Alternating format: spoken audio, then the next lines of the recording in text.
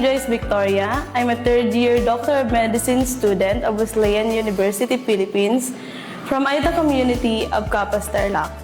I graduated medical technology and passed the board exam last 2019 by the grace of God. And I practiced my profession for 3 years. My parents are both pastors, and my mother is the district superintendent of Aita People's District, a fellow district superintendent of DS Celestino Cancho. DS Cancho offered me the opportunity to enroll and pursue my College of Medicine here in the Wesleyan University, Philippines.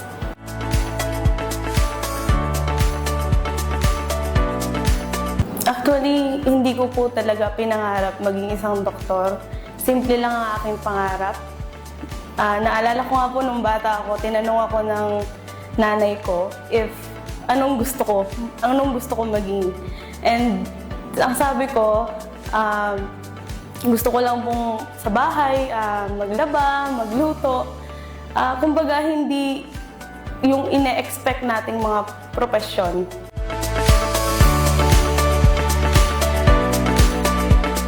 Naalala ko po nung pumasa ako ng board exam ng medical technology.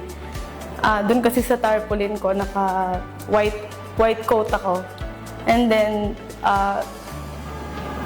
in-assume nila na I was a doctor. So, pupunta po sila sa amin para magpa-consult, magpa-check-ups. And then, doon ko na po in-explain sa kanila na hindi po ako doktor, ako'y medtech.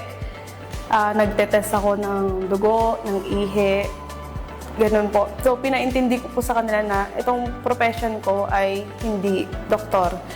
Doon ko na-realize po na kulang pa pala yung kaalaman ko para tulungan yung mga kapwa ko katutubo.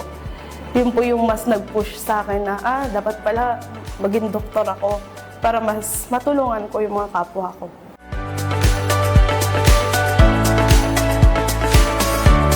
Challenging, yes. Mahirap talaga. Pero sa bawat araw na padami ng padami yung inaaral namin, nakakasanayan na din. Pero mahirap kasi minsan may mga topics na hindi mo talaga maintindihan. Pero thankful ako kasi yung pre-med ko is medtech and may mga subjects na naka-align dun sa aking pre-med. And yun nga, minsan hindi mo alam kung matutulog ka pa ba o hindi. Minsan 2 hours na lang tulog mo, exam na. Yun, mahirap pero yun, sa tulong ng Panginoon, lagi kong nire-recite yung Philippians 4:13, I can do all things through Christ who strengthens me. Ayun, yun yung nagbibigay sa akin ng lakas.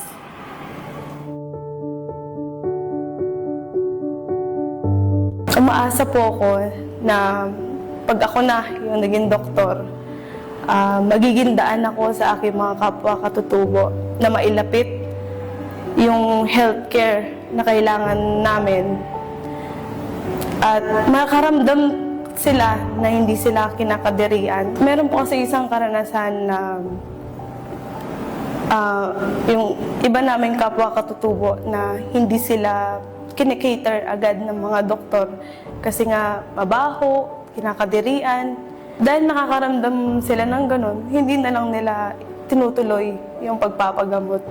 Umuwi na lang sa bundok para kumuha o maghanap ng anumang remedy na sa halip mabigay na sana ng doktor yung tamang gamot na kailangan para sa kanilang kondisyon. Deserve nila ng gamot o anumang kailangan ng kanilang kalusugan.